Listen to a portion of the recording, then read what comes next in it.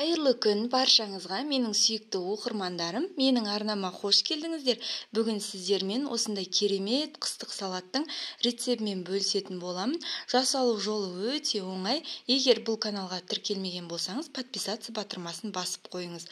Алдымен бізге керекті азық-түліктер: баклажан, қызанақ, болгар бұрышы, сәбіз, пияз, чеснок және де қант, тұз, уксус және дәмдеуіштер керек болады.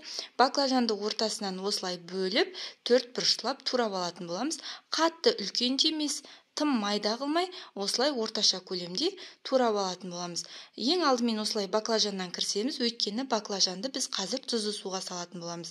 Кеңдеу ыдысқа баклажандарды салып, осылай бір уыс тұзды саламыз да араластырып, үстіне су құйып, 1,5-2 сағатқа қойып қоятын боламыз.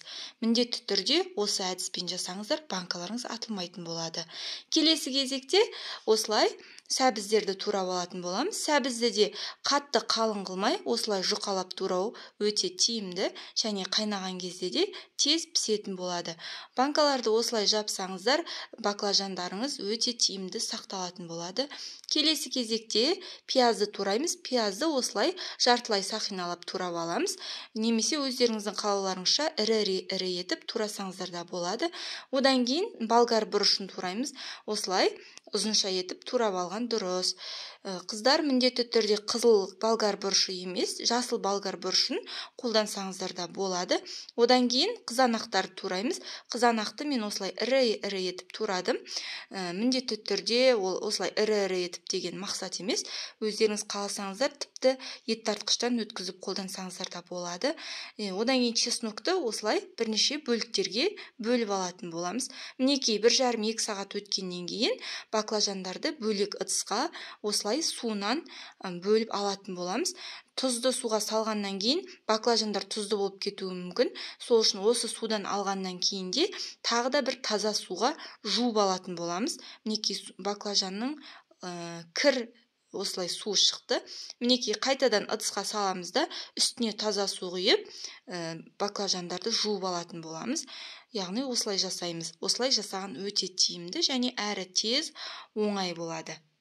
Келесі кезекте кеңдеу кастрюльге немесе қазанға, егер сіздер қазанға жасайтын болсаңыздар, осылай сәбізді саламыз бірінші кезекте. Одан кейінгі кезекте баклажандарды салатын боламыз. Байқасаңыздар, мен астына әлі май құйған жоқпын. Сәбіз, баклажан, одан кейін мінекей пиязды салатын боламыз.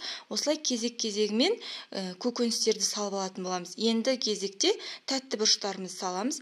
Қыздар, егер осы арнаға тіркелмеген болсаңыздар, подписаться батырмасын басып қоюды ұмытпаңыздар. Одан кейін қызанақтарымызды салып, мінекей барлық қызанақты саламыз. Барлығы 10 данадан қолданылды. Мінекей дайын болды. Енді үстіне тұзды, қантты салатын боламыз. Енді қазір бетінен чеснокты салатымыз. Бұл салаттың атауы десятка деп аталады, өйткені барлық құрам 10 данадан. Қазір міне қантты, одан кейін тұзды салдым.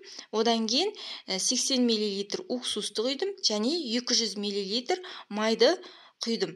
Егер сіздер 2 есе қылып қолданатын болсаңыздар, құрамында 2 есе көбейтіп жасай берсеңіздер болады. Мінекей осылай дайын болды. Енді осыны газға ақырын отқа қоятын боламыз.